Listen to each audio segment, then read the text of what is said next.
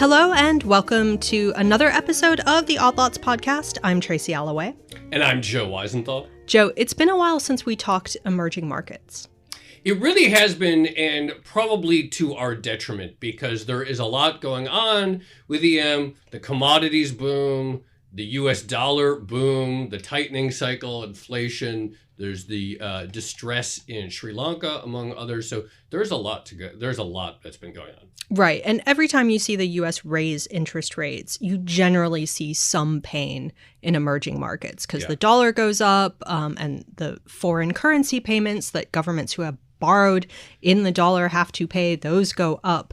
And it just feels like at the moment with everything that's going on, and you mentioned the commodities boom, normally a commodities boom would be great for emerging markets, but this time it seems to come with a lot of imported inflation. Yes. So this time it seems like a really toxic mix for EM. And like acute shortages. So you could have a commodities boom and it's like, okay, there are a bunch of commodity producing countries seeing big, cash increase in their imports or their cash flows right now. But, if you're a country that doesn't have much domestic food or a country that doesn't have much domestic wheat specifically, and there's a grain shortage, then it's a very distressing time. Yeah, a very toxic mix politically as well. And of course, the other big thing that's going on is Russia. Right. And we've had lots of people expecting Russia to default on its bonds. That seems almost certain to happen now, given that the U.S. Treasury has imposed even more restrictions on trading in the secondary market of the debt. They've also stopped investors from accepting bond payments from Russia. So it seems like a default is definitely going to happen. Which means, of course, that we need to talk about what all of this means for this Let's get space. All right. Without further ado, I am very pleased to say we really have the perfect guest to discuss. We are going to be speaking with Jay Newman.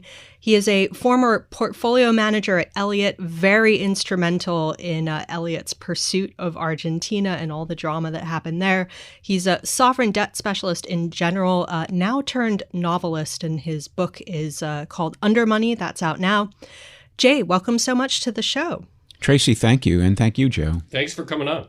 So maybe given your decades of experience in EM, maybe just to begin with, we could ask the big question. How bad is it right now for EM? And what is the most striking historical analogy or parallel that you would compare it to? I think it's almost the perfect storm for EM. And the only real comparison I can draw is from the very beginning of third world debt crises, which is the 80s. The Foreign Sovereign Immunities Act was passed in 1976, the State Immunities Act in England in 1977, and then we saw a huge volume of lending. It's the time when Walter Wriston famously said, to excuse lending to developing countries, he said, countries don't go bankrupt, which is completely accurate and totally useless if you're a creditor. But what we saw there was a period in which something like 25 countries defaulted. And what years was the, this? The default started in the late 70s, but they extended into the 80s. And they weren't resolved really into the 90s. Of course, in the case of Argentina, which went on even longer. But we're talking about a period that could be very, very stressful and distressing for developing country borrowers. Just going back, actually, before we even get too much in the present, why did 25 countries default? They defaulted because markets closed to them. And that's what typically happens. The initial defaults in Poland and in Mexico made lenders very nervous. And when it came time to roll over the debt, there were no takers. That's what's happening today. I mean, it's almost an inevitable process when things are good and money is easy. People pile in, and the underwriters find plenty of buyers. But all of a sudden, when one country defaults, let's take Lebanon, let's take Sri Lanka, which you mentioned, everyone says, "Whoa, what about country X and country Y and country Z?" And then they become nervous, and then the debt can't get rolled.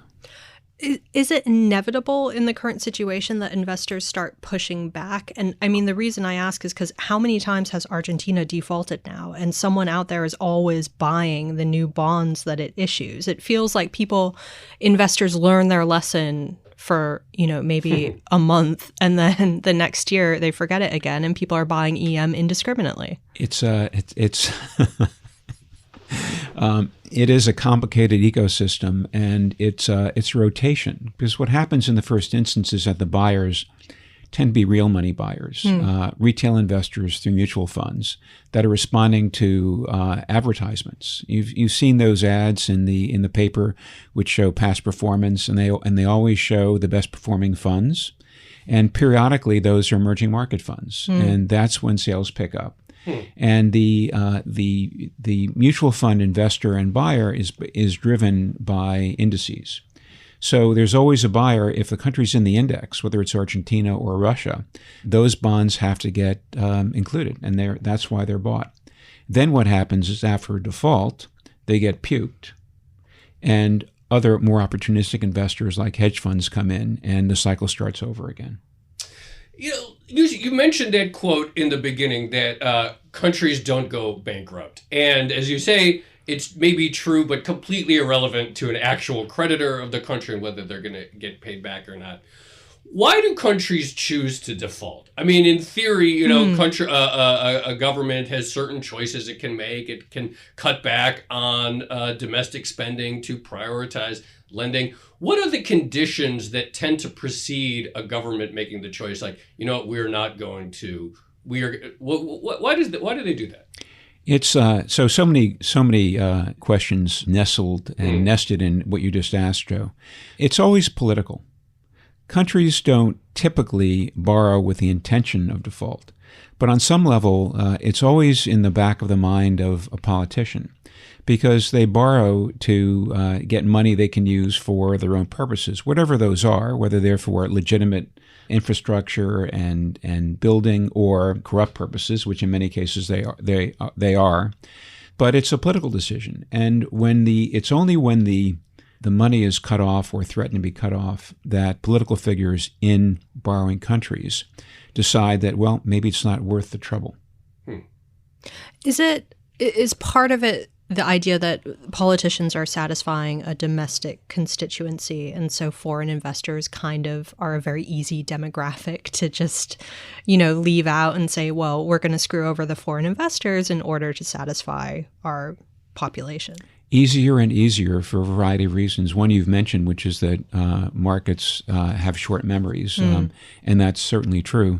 But the other piece is that when a country runs into trouble, the multilateral organizations all rally around it, and actually other governments rally around it. So, if in the case of Sri Lanka is just a case in point, we will see the IMF and the World Bank and the Asian Development Bank and the G7 and the G20 all saying, "Oh, poor Sri Lanka," not blaming Sri Lanka for their problems, but looking for an opportunity to fleece foreign lenders, and that is a consistent pattern. What's different today, and I know we'll get to talk about this, is the role of China, because China is increasingly has the whip hand in essentially in developing country lending.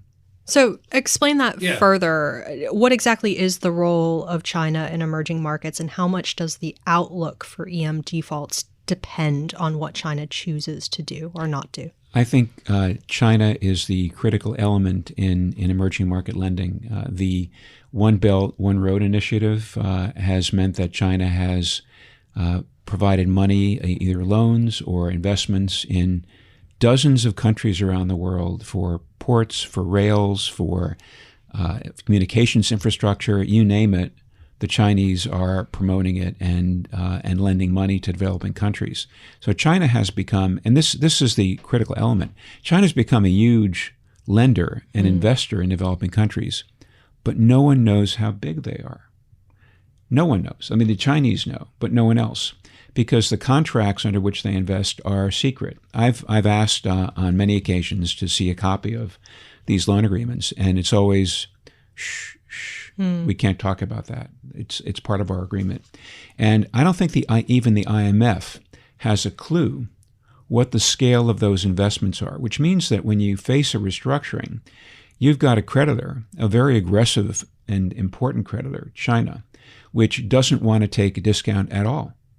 So you have a super senior element there that we've never seen before in the history of EM lending. I was about to ask, what kind of creditor is China? I know it's hard to tell because we haven't really seen them enter a massive default cycle since they ramped up their lending. And you're completely right that it's hard to tell the scale of that lending. And Bloomberg has made attempts at various points in time to put a number on it. It's very, very non-transparent. But what sort of indication do we have of how they might behave in a distressed situation? Well, how they behave in pretty much every commercial situation. They're right and you're wrong. And they're implacable foes on many levels, but particularly when it comes to the debt. It's just, I'd like to just go back to this very little geeky but I think important point, which is, can you imagine sitting down at a negotiating table with a group of creditors? You've got the IMF, the World Bank, other multilateral institutions, and you've got different creditor groups, banks, industrial lenders, investors, and bondholders. Everyone's at the table. Everyone's documents are on the table, except for China. So you have this huge force, in the room and outside the room that won't tell you how much they owe and isn't willing to take a discount to make things fit together. So it's almost, in that climate, it actually becomes, in my view, impossible to have restructurings that really get countries out of the woods and put them on a strong financial path. Because you've got it used to be that we would complain about the IMF insisting on being super senior. Now you've got a creditor that is placing itself super senior to the IMF.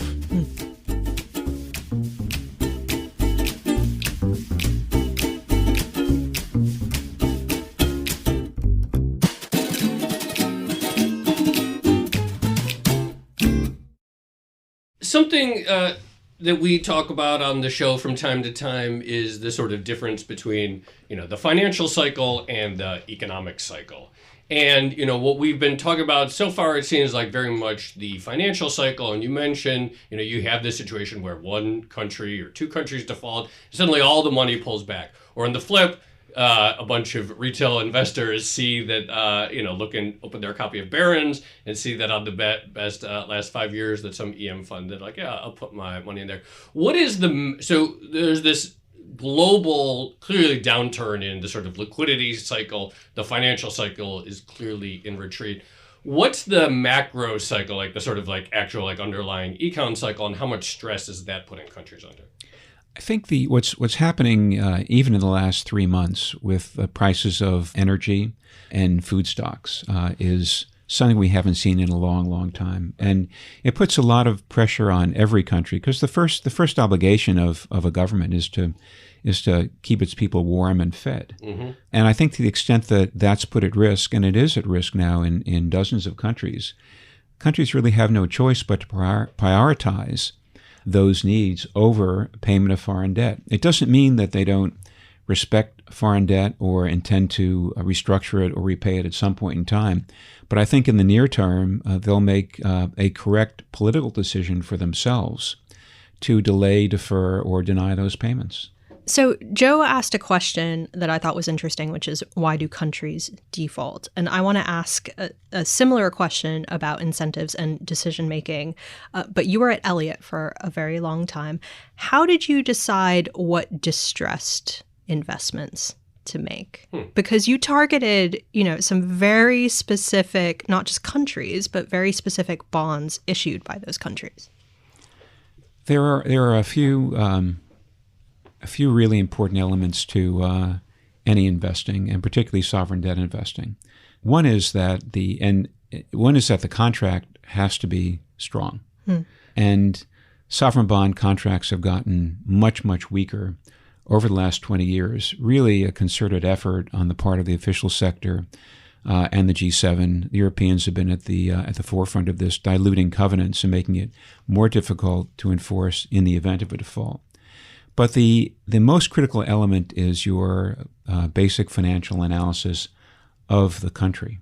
And Tracy, you're absolutely right. At Elliott, we were extremely selective in the debt that we bought. because you really had to believe, you always have to believe when you're buying sovereign debt, that the debtor is capable of honoring its contracts. And so those are the two critical elements. Is the debtor able to pay? And contractually, is there a way to keep them at the table? So I have to ask, would you have bought Russian bonds? With that in mind? I have never bought a Russian bond. I never would buy a Russian bond. And in fact, I hadn't looked until recent days. I hadn't looked at the Russian bond contract for a very long time, and I'd forgotten this, that Russia does not waive sovereign immunity. So the critical element of contemporary bond contracts is a waiver of sovereign immunity, which means that you can sue by agreement. But you can actually go to court and discuss the issue. Yeah. Exactly. You can go to court typically in either the U.S. or the U.K. Or both. And that is an essential element. One of the other critical pieces is not just waiving immunity, but agreeing where you can be sued. So if Russia says, I don't waive immunity, we're back to a world that we haven't seen in sovereign debt since the 50s, well before the Foreign Sovereign Immunities Act and the State Immunities Act, where the sovereign is a beneficiary of absolute immunity. It's what sovereigns are. They do what they want when they want. They pay what they want when they want to pay it. And that's the position that Russia has staked out for itself.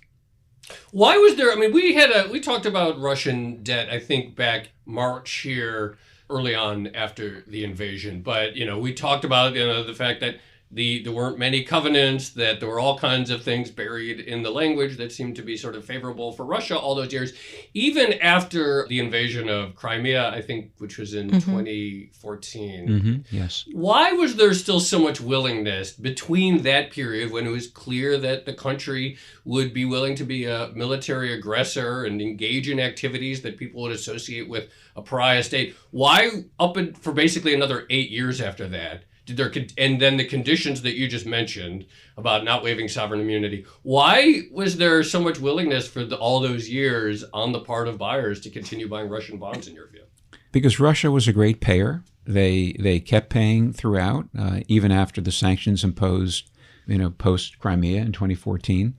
And they showed no indication of not intending to honor their obligations. So Russia looked like a strong credit. And in fact, Russia, even in the beginning of this crisis, post February 24th, Russia insisted and did make payments.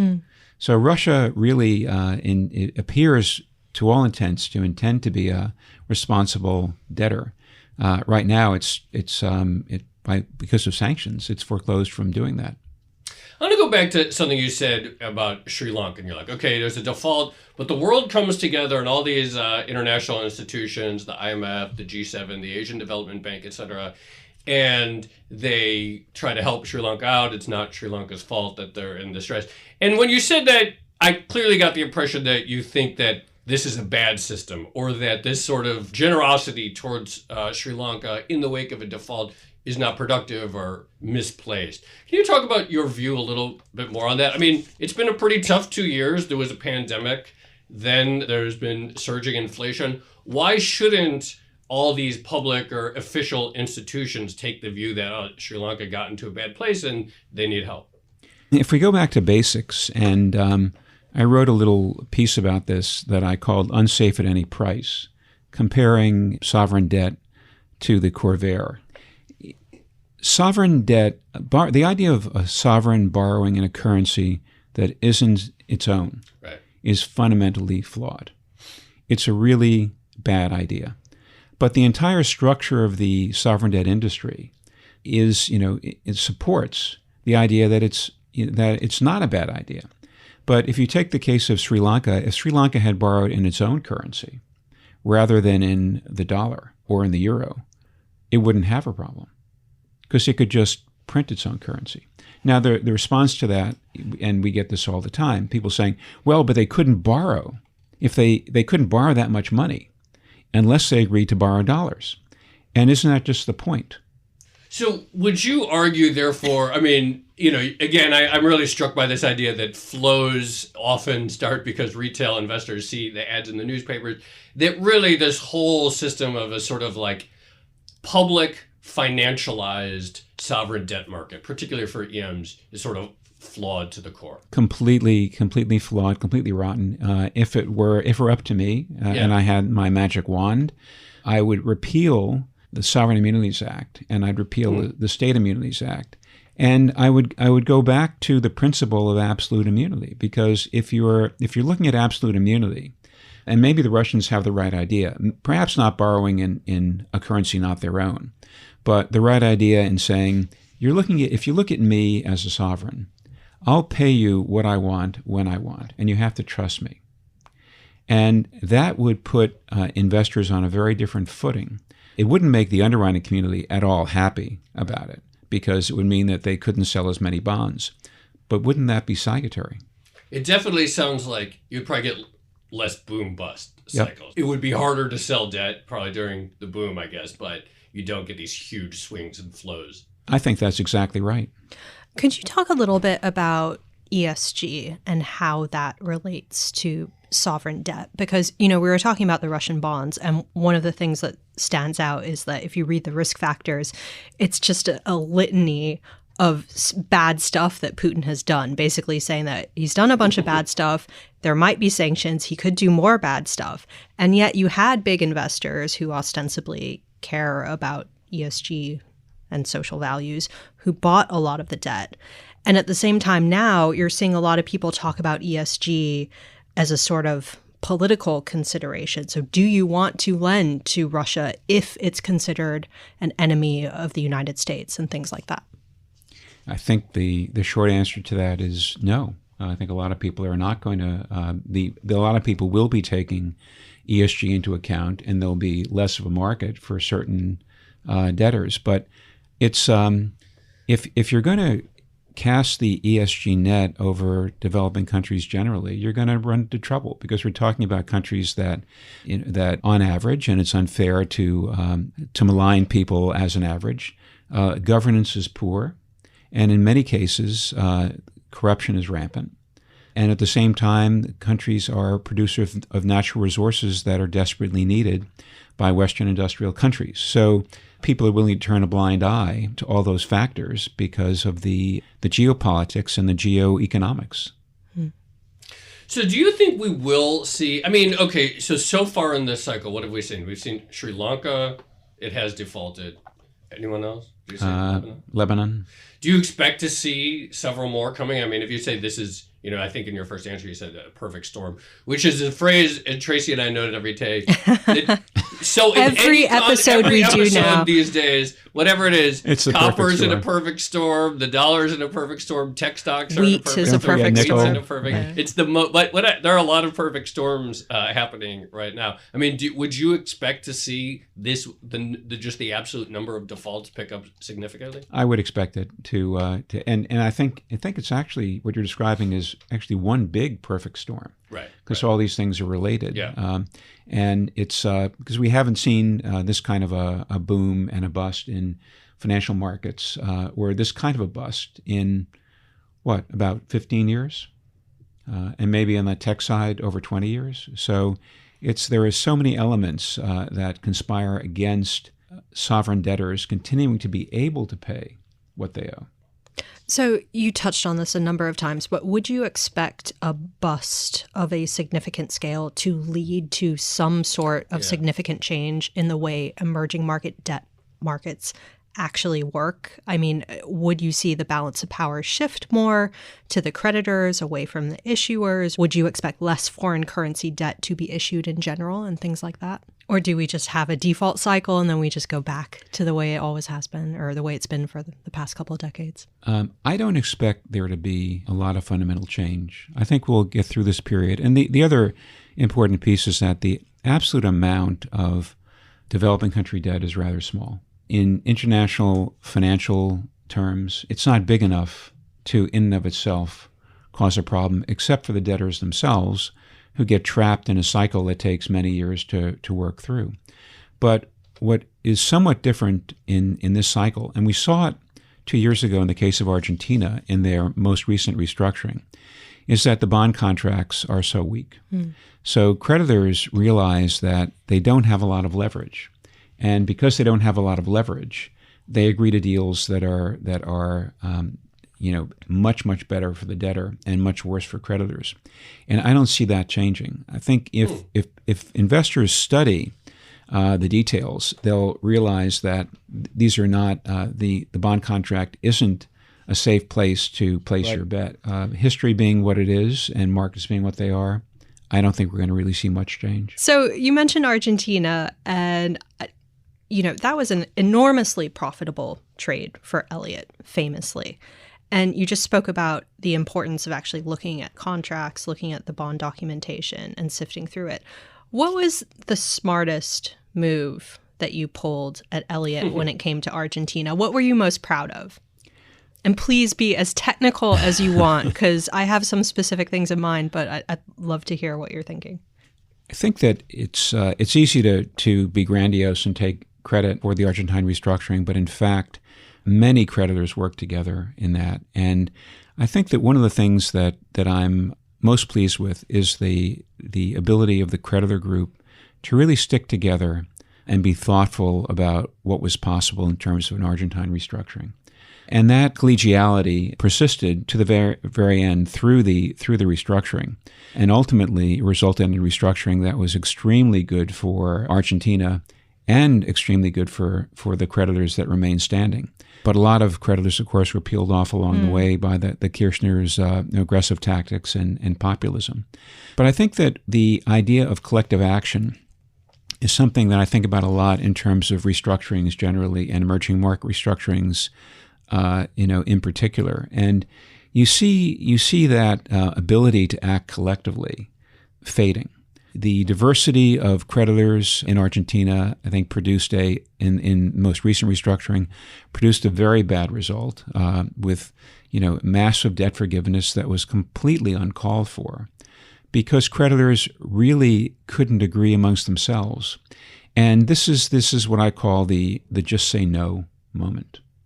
That when you're faced with a situation in which you have no leverage, and the debtor is being aggressive and obstructive and obstreperous, which defines Argentina, sometimes you just have to back away from the table.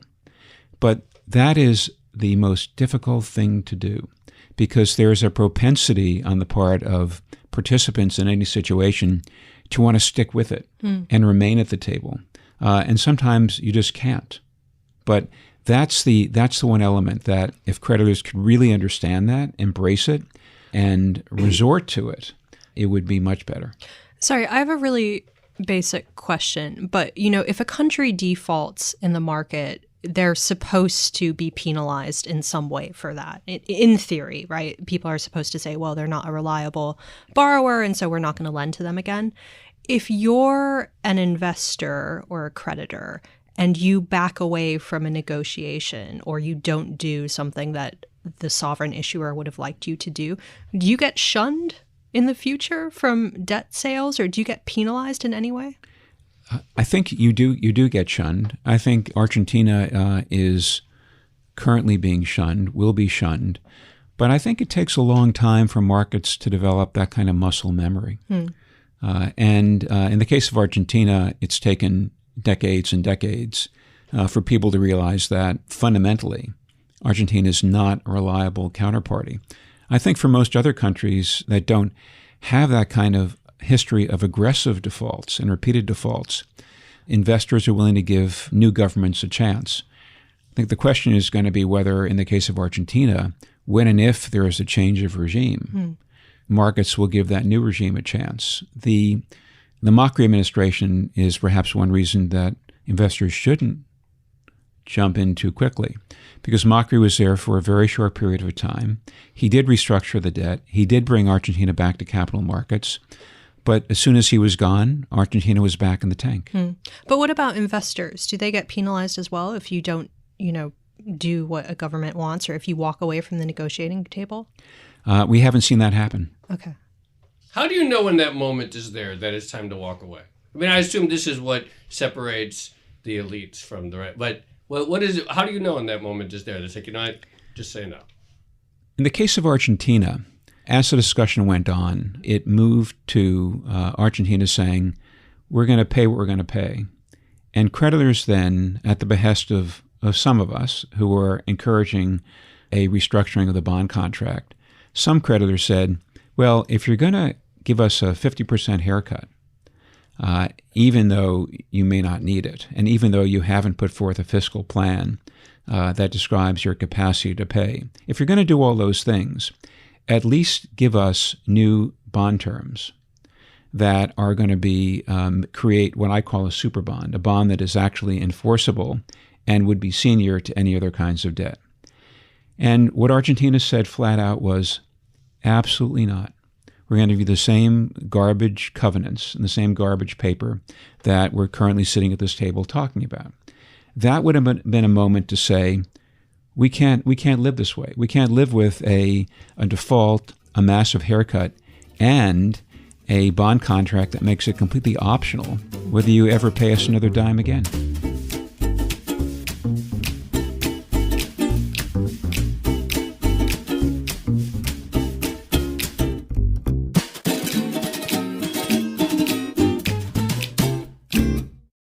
Can you explain what you mean by the restructuring was great for Argentina too?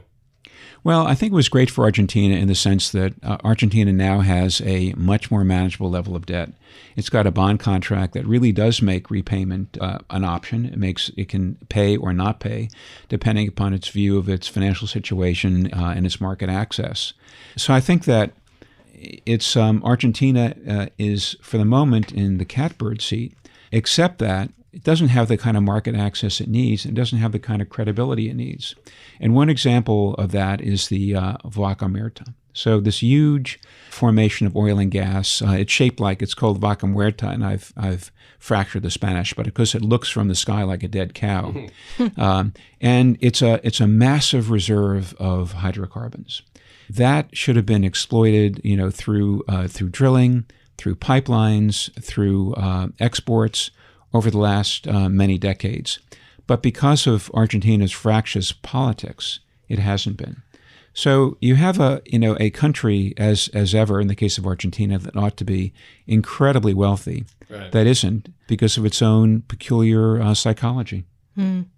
I just remembered, they did issue that 100-year bond, remember? Yeah. Which is now doing... What's that? Do we have a quote on the... Where is that trading? I'd love to know. Yeah. Well, so this was going to be my next question. So it's trading terribly at the moment, largely because of duration. You would expect a bond at 100-year maturity issued at a very low interest rate to have like a high duration risk. And as rates go up, it's going to get crushed. How much are the pure interest rate dynamics, setting aside credit fundamentals, but just the dynamics of interest rates actually going up and increasing payments for emerging markets? How much is that a problem? It's always a problem. I think you described that, Tracy, at the very beginning of the hour. As prices for new debt go up, the ability to refinance goes down, and that's where countries run into trouble.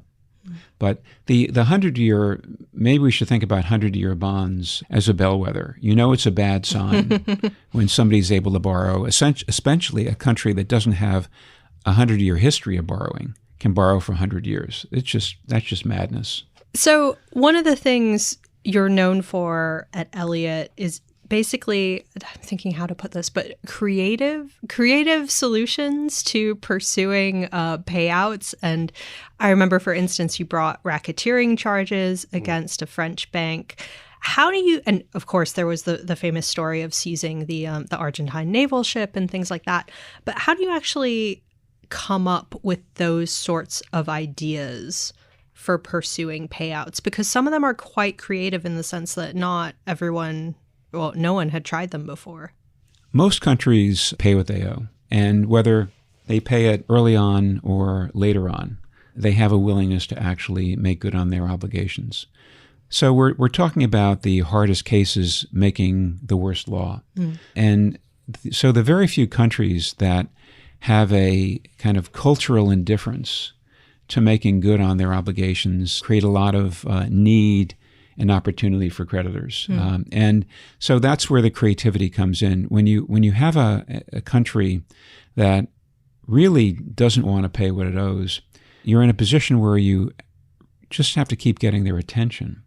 And the Argentine saga, which, and again, it wasn't just Elliott Management, it was many firms that were involved in that over a long period of time. The goal was always to get Argentina to the table. Because even though many creative attachments and arrests, you mentioned the Libertad, planes were arrested. In France today, the plane of the president of Congo is under arrest and is about to be auctioned. Sometimes people have attached oil cargoes. You have all sorts of creative avenues, but debt cases don't get resolved through attachments and through execution against assets. They always get resolved through settlement. So the goal is always to get the attention of the debtor, but not push them away. Unfortunately, sometimes creditors do things that do end up pushing them away, and then the only opportunity is really regime change. And that is what happened in Argentina. While Cristina Kirchner was in charge, it had become impossible because she loved calling in creditors vultures, and she loved her stature as someone who was standing up against them. Well, just on this note, I mean, is there anything that you regret doing or something that you would have done differently with the benefit of hindsight? As an investor, you always regret not buying more of the things that, that did well. I want to actually go back to the discussion of the novelty that is China's role as the sort of very senior creditor. You know, when the One Belt, One Road initiative first sort of came on my radar or something, I thought about it, it seemed like, well, this is like, a strategic act of foreign policy. So it's like, yes, you invest, China invests in infrastructure in numerous countries, but, for part like foreign policy influence and to build up a trading partner and so forth. Is it surprising that instead it's taken such a hard line simply on the question of being paid back? Because if you do think like, okay, is this about, or I would have thought that if this is about extending China's foreign policy reach or it's just sort of deepening its relationships with countries all over the world, across Asia, across Africa, that it would have been more conciliatory on the restructuring side to maintain those relationships. I agree with you that would make sense for China if it wants to be part of our current Western liberal tradition and system. But China gives no indication of wanting to be part of that system. China has, I think, a very different view. It has a different system. It wants to go its own way. And if it can disadvantage and crush other creditors in the course of restructurings, that appears to be what it wants to do. I think we really can't talk enough about China and the role of China in developing economies on every level, from the perspective of controlling natural resources, from the perspective of being a direct foreign investor, from the perspective of being a lender.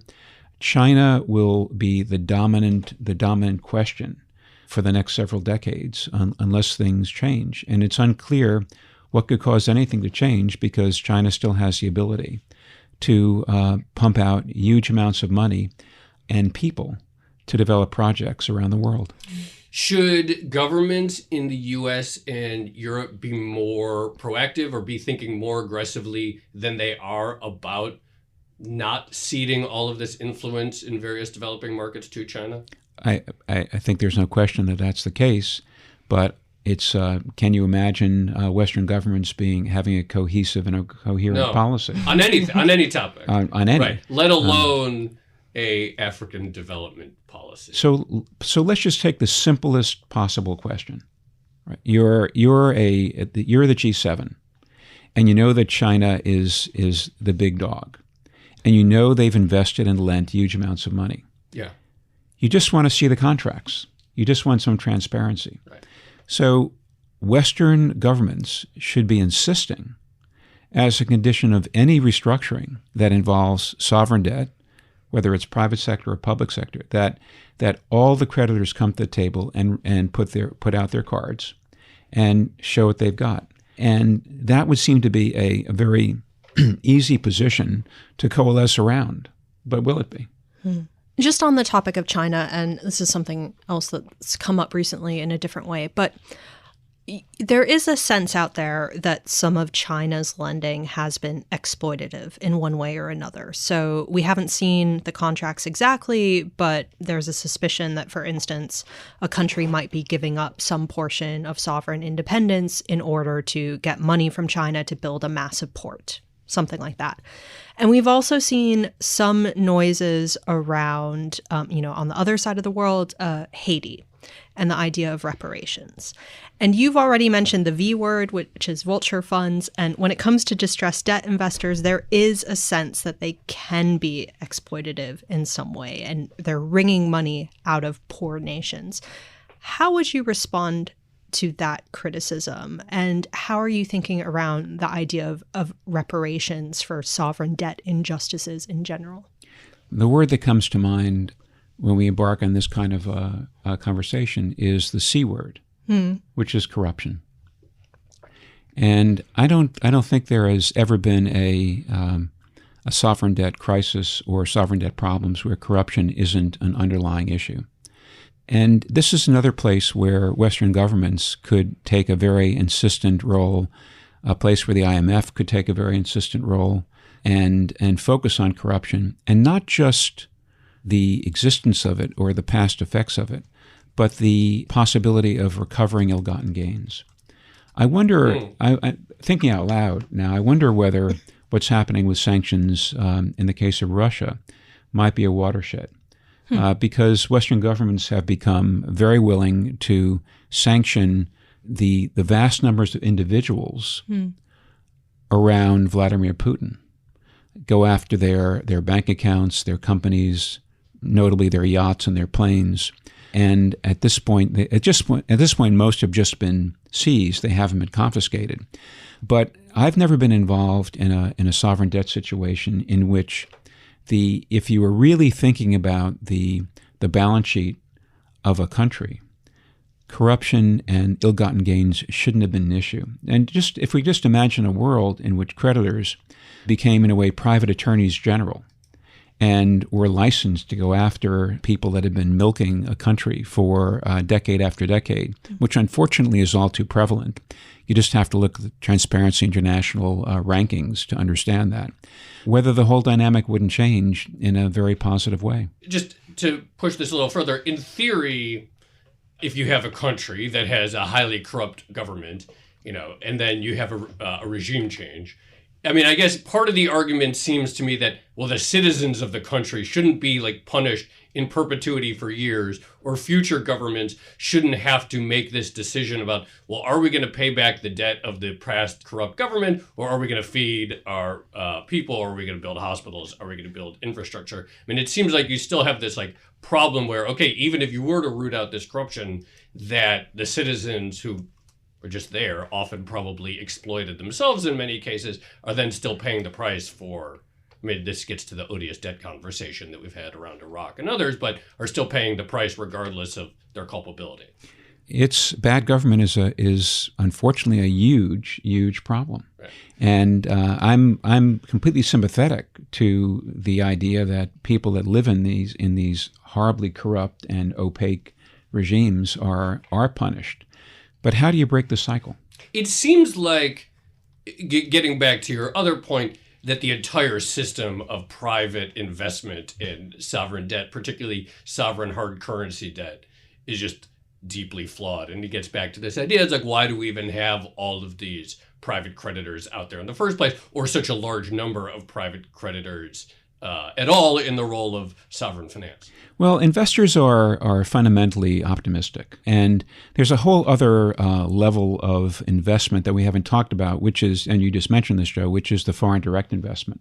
And you have recent cases particularly involving India, world's largest democracy, which when it's faced with arbitration awards because it's confiscated property, decides to vilify investors and avoid payment. So it applies not just to debt but to foreign direct investment. And this fundamental optimism on the part of investors, because we are, every time you lend money or invest money, you're being optimistic about your not just your own process and your own analysis, but the capacity and willingness of your investee and your a borrower to honor their obligations. But to the point about reparations, it's an issue that's on the table. It's obviously being discussed, but I think it can't be discussed in a vacuum, and it really has to be discussed in the context. And you look at a country like Haiti, where elites have really destroyed that country by milking it consistently over decade after decade after decade. How can you talk about reparations without going after the elites that have stolen the country blind? This is how you get there. I'm not quite sure. But I know that you have to get there to have a fair and sensible conversation about all those questions.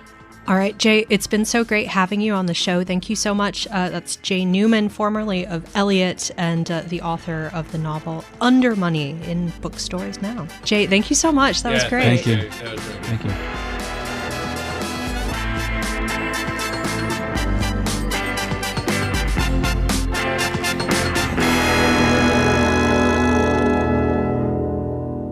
Joe, that was a really interesting conversation, I thought. And one of the things that stands out to me, and I know the benefit of hindsight is 2020, of course, but the Argentine 100-year bond, just this idea, whenever you see a country without a 100-year history of issuing debt, issuing for a century, that's a warning sign. It was a really crazy time. I mean, I got, there was also the Austrian one, but okay, I understood. That's just a normal long duration. As a half Austrian, we should leave Austria alone, But there were the sort of two famous century bonds. There were a lot of interesting things. The unique novelty. Well, actually, what I was very struck by is Jay's point that maybe this whole system of borrowing hard currency debt is flawed. And, of course, we've had the MMT conversations and all the people saying, well, the first thing that these countries should do is stop borrowing in currencies that they can't print themselves, whether they be dollars or euros. That would at least get you somewhere, some progress. So it's interesting to hear a veteran of the actual industry kind of say the same thing from the other perspective. You managed to bring it to MMT, didn't you? Go. All right. Shall we leave it there? Let's leave it there. Okay. This has been another episode of the Odd Lots podcast. I'm Tracy Alloway. You can follow me on Twitter at Tracy Alloway. And I'm Joe Weisenthal. You can follow me on Twitter at The Stalwart. Follow our guest on Twitter, Jay Newman. He's at Jay Newman. Follow our producer, Carmen Rodriguez, at Carmen Arman. Follow the Bloomberg head of podcast, Francesca Levy, at Francesca Today. And check out all of our podcasts at Bloomberg under the handle @podcasts. Thanks for listening.